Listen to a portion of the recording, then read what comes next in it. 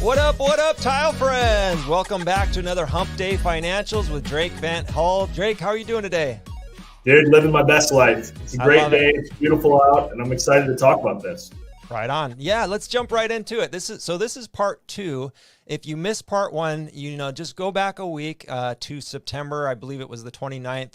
And check out the part 1, which we went over the balance statement. We're going over a 4-part series where we're talking about different statements inside QuickBooks. And this week we've got the profit and loss statement. Is that correct? Yep.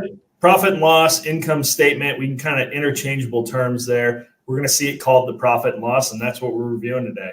Cool. All right. I'm going to show it on the screen, and whenever you're ready, just jump into it. Sounds good, man. So again, kind of to piggyback off last week, again, this is a free account that I can kind of share with people. This is not any client information. This is an account QuickBooks gives us to kind of review with people and train people up. So we're going to be reviewing Craig's design and landscaping services today. We're going to look at their profit and loss. Now, to some of you guys, you might be going, Drake, why are there all these different columns in here? It's just a nice, cool feature that we can do inside of QuickBooks. This is probably what you're more accustomed to seeing. So if you guys are watching this, you're just seeing one column and then the accounts to the left. When I review a profit and loss statement, I really like to think about it on a monthly basis. So I switch this over to a per month. And what the beauty of this, it allows me to do, and as we kind of work through this, you're going to be able to see some trends kind of stick out, see how things look like over time. So that brings me to my first point about what the heck is a profit and loss statement. You guys are probably pretty familiar with this statement. Really, this is just tracking what are your sales, what are your cost of sales, and then what are your operating expenses that you need to run your business. What are those on one statement, and anything remaining after that, that's your profit, right? So that's kind of where you come up with this. It's telling us our profit or our loss. So let's start out in the first section. You guys are going to understand this really well. This is your income section. Some people call these sales. In QuickBooks, they call it total income. So you can see here, we're looking at it on a monthly basis, but let's pick on August just because it's got the most data in it. In August, we had some design income, some discounts given. We had some landscaping services. We had some labor from installation. These are all of the different things that we are collecting money for the services that we actually provide. As we kind of move down to the next section, this is your cost of goods sold. Or these are the costs that relate directly to performing jobs. So things that go into this are labor. The guys that are actually performing the work, their labor is going to go in there. Any materials that you buy specific to those jobs, things like fuel, insurance, repairs on equipment, those are going to all kind of go into this cost of goods sold section. And this is going to tell you your gross profit. So if nothing else was happening inside of your business, you were just performing work, this would be the profit on those individual jobs. This is an important number because this number really tells you how much do you make on a specific job. We know we'll work on this on these other expenses down below. Those are expenses that the company needs to function as a company, but they're not necessary to actually performing the work of a job. So kind of that delineation, there's kind of two important profit numbers we're going to look at.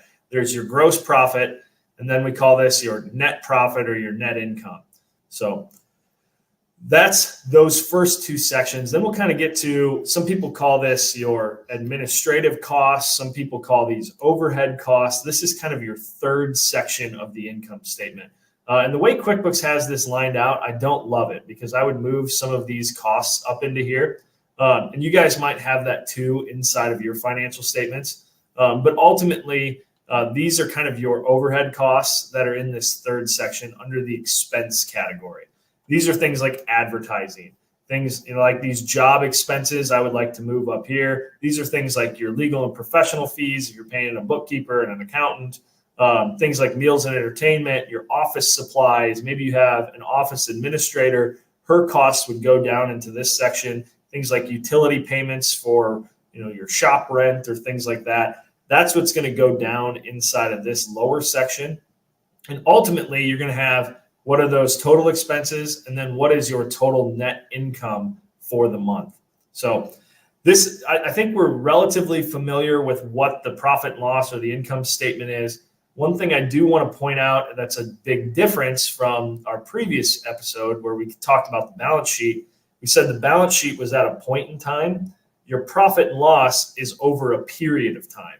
So you can see here, the balance sheet said as of September 22, 2022, this profit and loss says it's April 1st through September 2022. The only reason I did April is the information that we have, they don't have anything from January through April, so I just started at April. A lot of times you guys will be looking at this from January through maybe last month or through today type view. But this just tells us, hey, it's over a period of time. We can see that by looking at our individual columns to see, okay, how much sales do we have? How much expenses did we have? We can kind of get, that's why I like to look at this profit and loss on a monthly basis. If you'd like to, you can look at it on a weekly basis, whatever makes sense for you. But what this really helps you do is start to pick up trends. So if you're reviewing your financial statements, one really cool thing you can look at is you can go, well, why did our landscaping services jump up so much from July to August? And this is where you can kind of take that next step in your growth as a business owner, which is evaluation.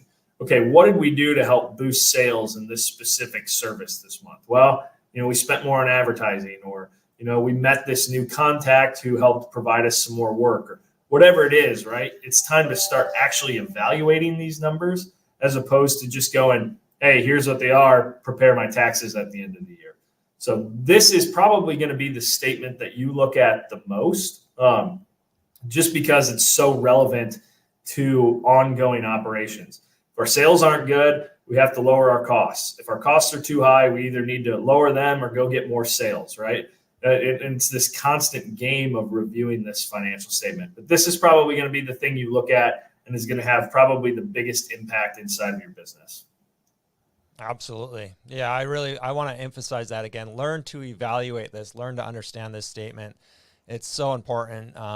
It will save you money. It'll save you from losing money. We talked about accounts receivable last week, I know, and that's a really good line, because contractors do get really busy and forget to bill, forget to invoice. And I've been guilty of it myself. And so learning to understand all these statements is important, but this one definitely will save your butt if you learn to look at it even weekly in the beginning. Repetition is key. I'll repeat that from last week. Exactly. Yeah. And if you want to look at this on a weekly basis too, and you utilize a program like QuickBooks Online, it's as simple as picking how you want to display the columns. You can click it over 2 weeks. It's going to be a massive report here, but you can really dive in a lot deeper into your numbers this way. Or you just run this for a certain period of time, right? You can run it for that specific week, play with some of those. But again, what it really comes down to is actually taking the time to actively review this information. Your profit and loss is going to tell you a ton about how your business is performing. And don't let this kind of sit all year and then start to think about it as you're coming into tax time, because you may have missed a lot of opportunities where you were spending too much money, where you weren't kind of hitting some of the goals that you maybe set for the year from a sales perspective. This is a great litmus test for you guys to be able to go, are we on track for what we want to do? Are we growing like we want to be growing? And are we hitting our profitability numbers that we want to hit? Because ultimately, we're not in business just to work really hard. We're in business to make money. Amen. All right, Drake. Well, thanks for breaking this one down. This is the second of a 4-part series. What do we have in store next week? Which statement are we looking at next week? Yeah, we're going to look at the statement of cash flows. And I think this statement is probably the most underutilized statement by anybody that's reviewing their business, even small or large businesses. But I want to give it to you guys just to kind of break down some of the differences between your balance sheet and your profit and loss. And the statement of cash flows really helps you understand what is happening with your cash inside of your business. Nice. Well, I'm looking forward to next week. If you missed the first one, link is in the show notes. Just go back and, check out the first one. And Tile Friends, this is always brought to you by Performance Financial LLC. If you are in need of an accountant, a CPA, a financial advisor, get a hold of my man Drake. He'll be happy to give you a free consultation and kind of see if you're a good fit for each other. The link is in the show notes to his website. All right, Tile Friends, we'll talk at you next week. Stay